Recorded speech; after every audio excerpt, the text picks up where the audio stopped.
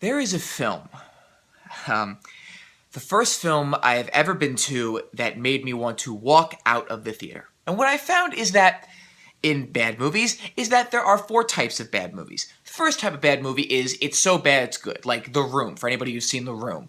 There's a second type, which is just so bad, it's awfully bad. How could anybody have put this together? It's just crappy. It's got like 0% on Rotten Tomatoes. It's those types of films. Then there's films, they're bad films, but you look back on them fondly because you saw them when you were younger and they still hold up even though you know they're a bad movie. Little did I know that there was a 4th type of movie.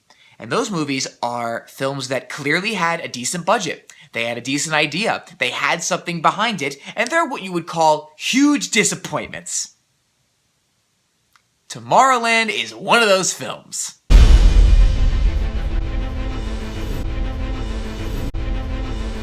Now, this film was built up big time. Everybody I knew wanted to see it. Everyone was talking about, oh my gosh, they're making this creative, futuristic world out of one of the themed lands in all the Disney parks. How could they possibly mess this up? They got Brad Bird, the director of The Incredibles. He has such a good relationship with Disney, and he's got like all the imagination, the creativity, all the possibilities they could go. And they just ruined it. The most uninspired, not very nice to look at piece of... Let me just get to my review of it. So the film starts off with narration. Opening narrations are just putting a stamp on the movie right then and there saying, this is going to be a terrible movie. And this movie opens with narration. I knew within the first 2 minutes of watching this film that it was going to suck.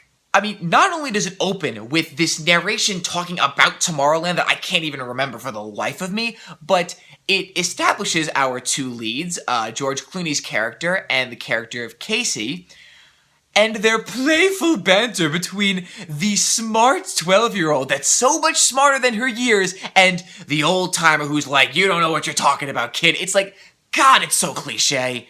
It's awful. It was bad bantering.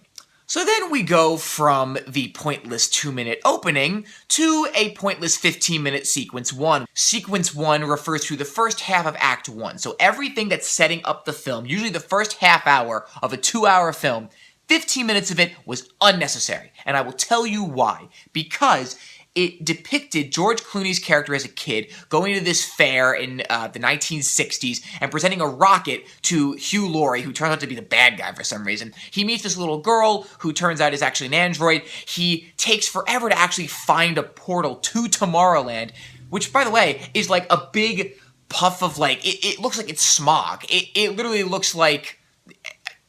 I don't even know how to describe it. He goes and there's a little rocket thing, and the rocket, it actually works. It didn't work in the real world, but it worked there. They start to explain Tomorrowland. They introduce this character of the little girl, and that's it.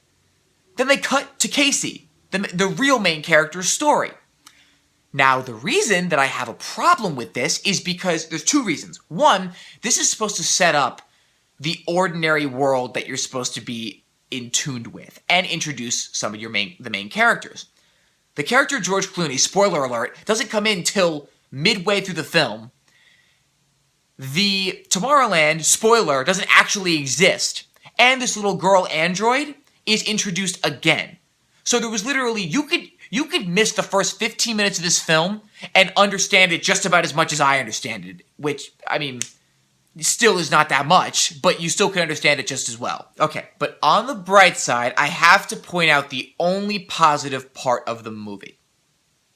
The next 15 minutes. The next part of Act 1, which is devoted to setting up Casey's character, as it should, this is the best part of the film. Britt Robertson plays the role of Casey, the main character in this film, and she and her little brother live with their father, who's a single parent of 2. His job at the moment is breaking down an old factory, which is where Casey sneaks into to vandalize. The reason is because once the building is broken down, Casey's father will be out of a job, so Casey tries to delay the process and eventually gets caught. That's fantastic. I love that. That's such an interesting story. It gives you this sort of rebellious character that everyone kind of not relates with, but kind of wants to relate with, because not many people are as rebellious as characters in films, and they want to try to relate to them. So what they do is create a character and really create a very interesting backstory about how there's this process that her father is going through. Once this building is torn down, she's afraid of what the future might hold. And I thought that was really interesting. It was fantastic. And then, I mean, you've all seen the trailer. She gets caught. Her dad starts lecturing her. When she's given all of her possessions back, there's a Tomorrowland pin in her hat. This is where the film just starts to spiral downhill. So once she gets the pin, you all seen the trailer, she touches the pin and then ends up in Tomorrowland, which is this fantastic world that, yeah, looks so cool in the trailer. Too bad that everything that was in the trailer, that's the movie. Every single special effect you see in Tomorrowland in the trailer, that's all you get. Because she takes this hologram and there's a pretty interesting sequence where she realizes kind of that it's a hologram because whenever she tries to walk around in the Tomorrowland, she bumps into inanimate objects in the real world. So she has to try to navigate this dual world that you don't quite know what's real or not. So, what happens? The ring eventually short circuits out, and then she's left in the real world, and the ring doesn't even work anymore. This is why the movie doesn't work.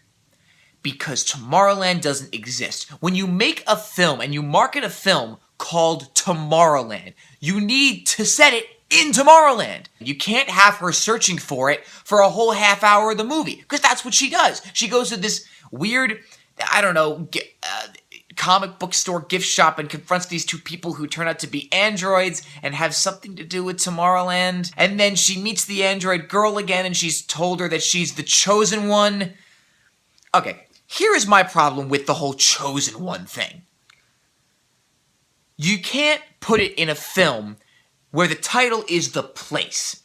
Now, I'm sure that there are films that possibly do that, but think about other films where there's a chosen one.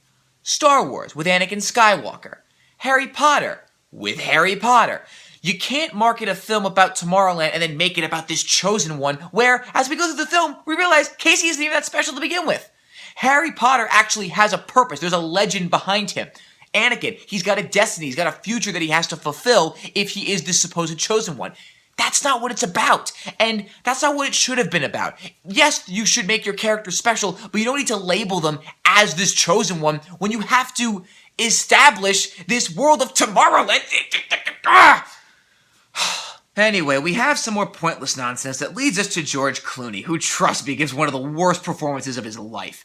He's an adult now, and basically tells Casey what we already know, that Tomorrowland isn't real, his experience there was fake, they screwed him over.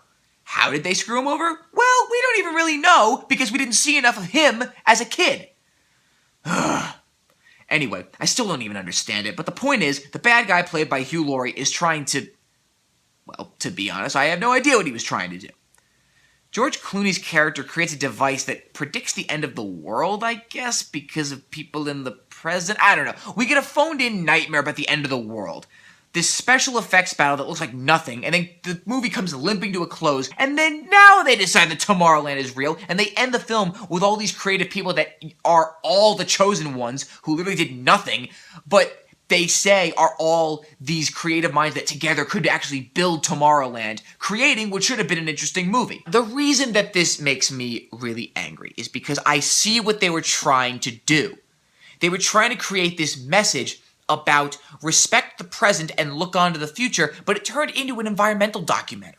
And then, there wasn't even enough special effects or anything to make it even remotely interesting. It was just a phoned-in, crappy movie that tried to cash in on this cheap message. But here is the worst part. Walt Disney, one of my childhood idols, no matter what you think about him, he was all about entertainment, the innocence of childhood, and creating a product that both kids and adults could enjoy. He had a positive outlook on the future and loved the idea of change and progress, especially technologically. This is what the whole land of Tomorrowland was based on, and after that, Epcot.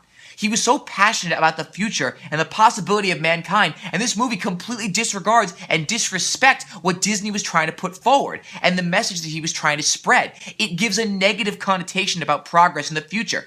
That's my biggest problem with it. Terrible movie, whatever. Terrible Disney film, yeah, whatever. But taking Disney's beliefs and plopping them in a movie that has no imagination, no passion, and no structure is just way more than I can bear.